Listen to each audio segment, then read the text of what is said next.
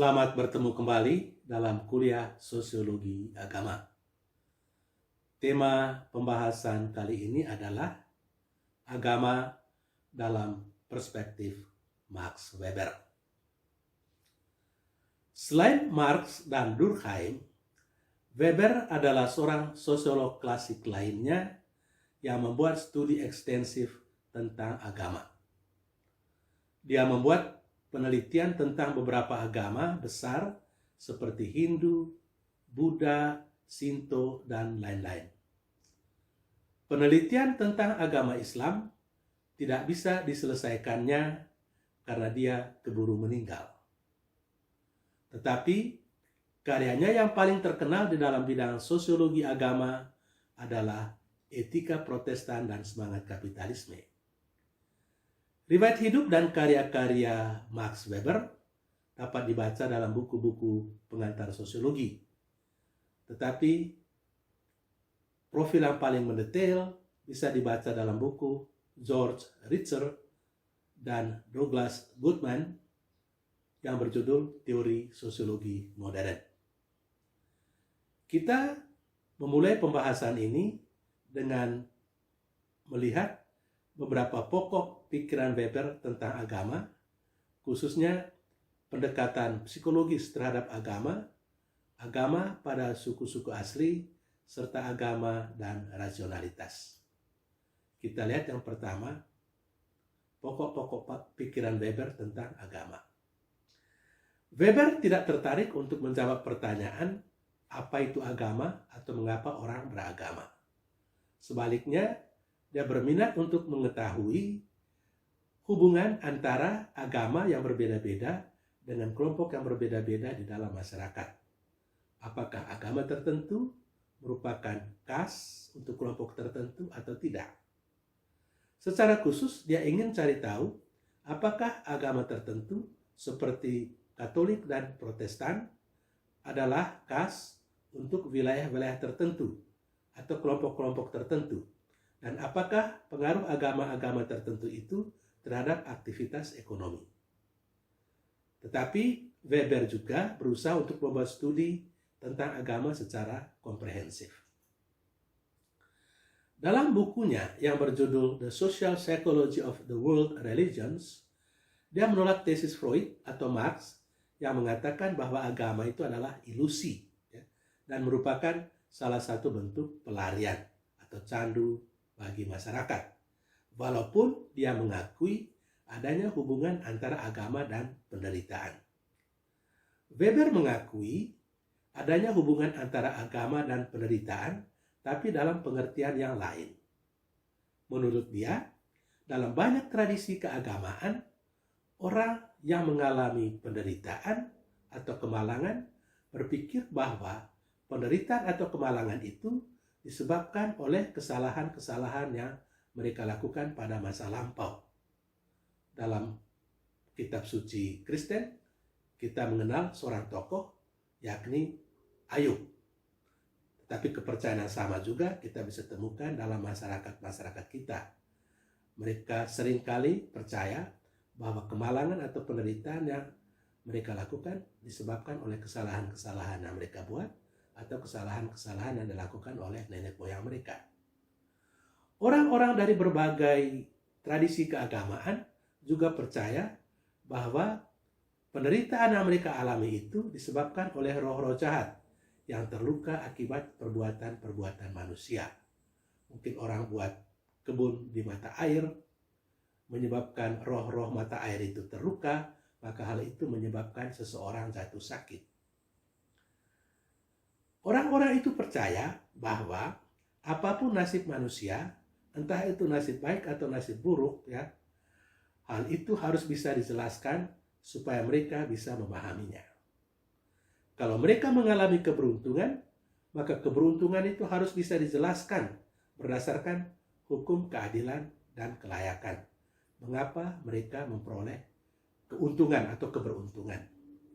Sebaliknya, apabila mereka mengalami kemalangan atau penderitaan, hal itu juga harus bisa dijelaskan mengapa mereka mengalami penderitaan atau kemalangan.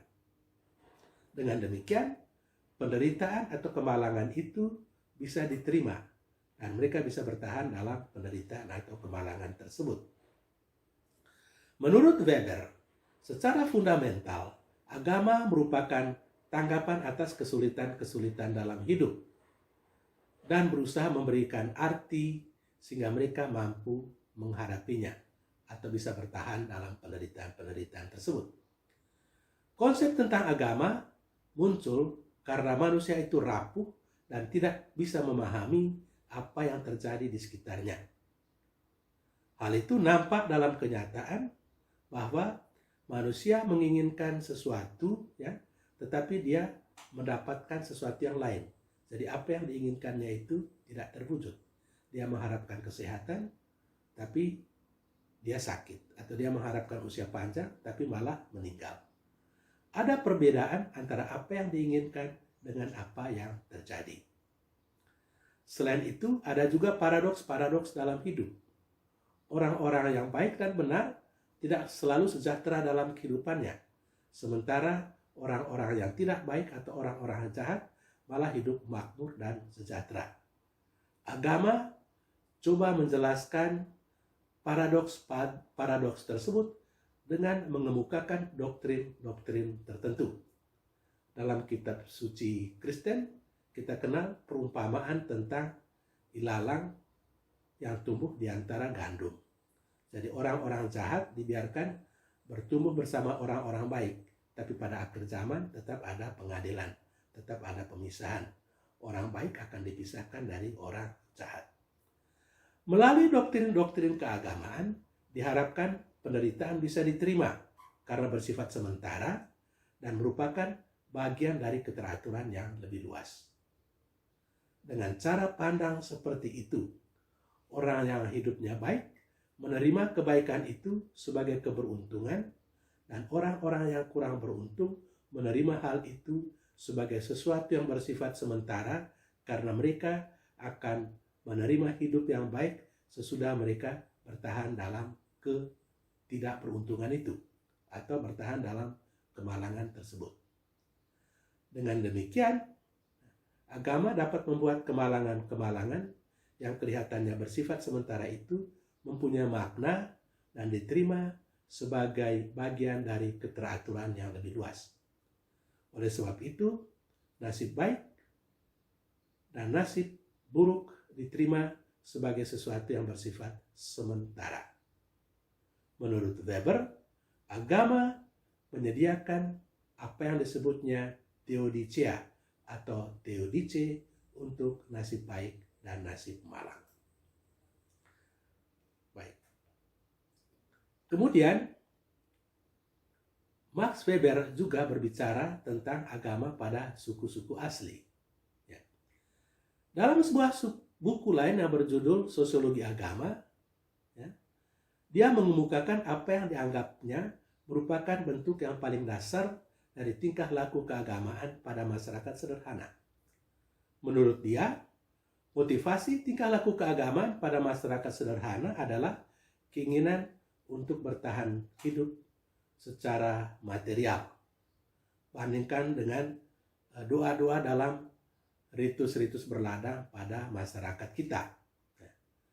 Pada masyarakat seperti itu, kepercayaan dan tingkah laku keagamaan serta tindakan-tindakan magis tidak bisa dipisahkan dari kehidupan sehari-hari dan hampir selalu terarah kepada tujuan ekonomis atau kesehatan, kesejahteraan. Dalam situasi-situasi seperti itu, mereka melakukan tindakan magis yang bersifat manipulatif untuk memperoleh keuntungan ekonomis atau jalan keluar dari penderitaan atau kesakitan yang mereka alami. Weber kemudian membedakan antara tindakan magis dan tingkah laku keagamaan. Magi bersifat manipulatif dan cenderung memaksa dewa-dewi untuk melakukan apa yang diinginkannya. Sedangkan tingkah laku keagamaan terarah kepada penyembahan wujud tertinggi atau kekuatan supernatural. Selain itu, magi menganggap bahwa dewa-dewi atau roh-roh adalah bagian dari dunia ini atau berada dalam benda-benda yang ada di dunia ini. Kekuatan supernatural itu misalnya ada di dalam kelereng atau apa saja atau jimat apa saja yang bisa digunakan untuk menyembuhkan orang-orang sakit. Sedangkan agama memiliki konsep yang lebih transendental terhadap dewa-dewi. Menurut Weber, agama pada masyarakat sederhana cenderung terarah kepada hal-hal yang bersifat magis. Weber lalu menjelaskan evolusi perkembangan dari tindakan magis kepada tingkah laku keagamaan. Pada tahap awal, manusia mengalami kekuatan luar biasa pada benda atau pada tindakan tertentu atau pada orang-orang tertentu.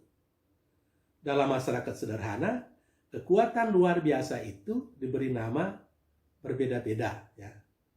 Kalau di Australia, seperti yang kita sudah lihat, kekuatan luar biasa itu disebut mana. Ya. Kalau di Persia disebut maga, atau di Amerika Utara disebut orenda. Tetapi Weber menyebutnya dengan istilah karisma. Ya. Magi berkembang menjadi agama ketika karisma itu kurang lagi diarahkan kepada objek-objek itu sendiri, melainkan pada kekuatan yang berada di balik benda-benda atau objek-objek itu yang seringkali disebut jiwa atau roh.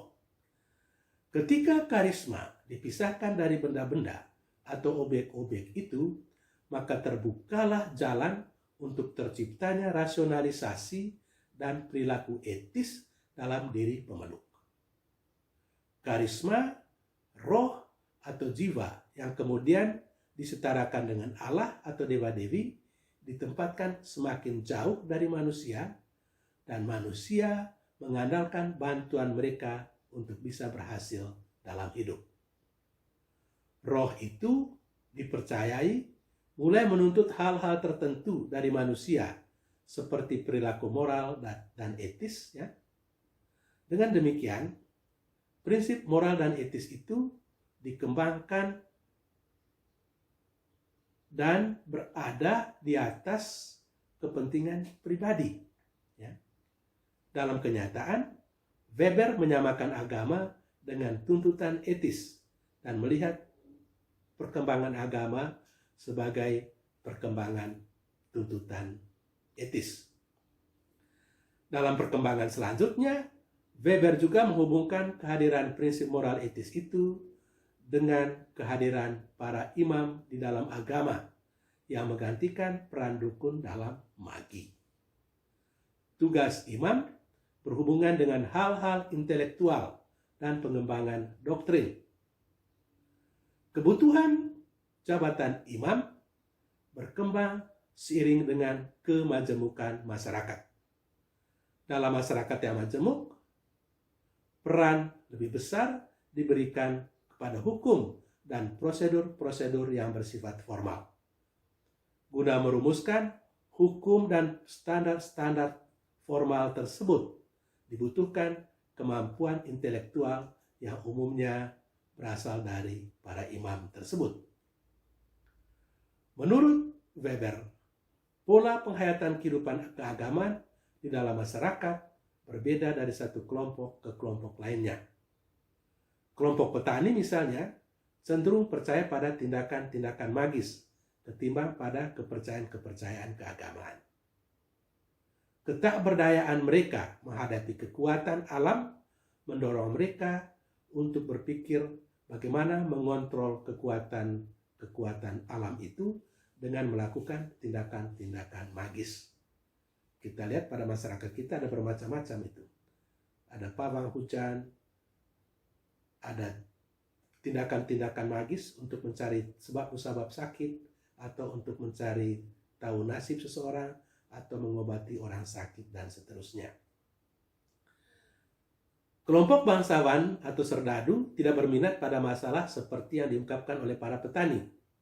Sebaliknya, mereka tertarik pada upaya menangkis kejahatan dan memenangkan pertarungan. Kalau para tentara sampai pada keyakinan bahwa mereka berperang atas nama Allah, maka mereka akan berjuang mati-matian supaya mereka memenangkan peperangan tersebut apapun terjadi. Penggunaan simbol-simbol keagamaan di dalam peperangan juga mempunyai hubungan dengan upaya memperoleh kemenangan dan untuk keselamatan dirinya.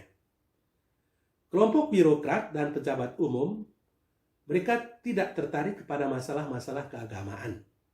Mereka lebih cenderung untuk memperhatikan keteraturan, disiplin, keamanan, dan lain-lain yang digunakan untuk mencapai tujuan-tujuan demi keberlangsungan hidup masyarakat itu. Kemudian terakhir, kelompok pengusaha juga kurang memperhatikan masalah-masalah keagamaan. Pemusatan pikiran mereka pada memperoleh keuntungan yang besar menyebabkan mereka tidak tertarik kepada masalah-masalah yang berkaitan dengan hal-hal yang spiritual. Pada umumnya, mereka skeptis dan tidak terlalu peduli dengan soal-soal keagamaan. Demikian kira-kira sikap berbagai kelompok terhadap kehidupan keagamaan. Dan untuk sementara pembahasan kita sampai di sini.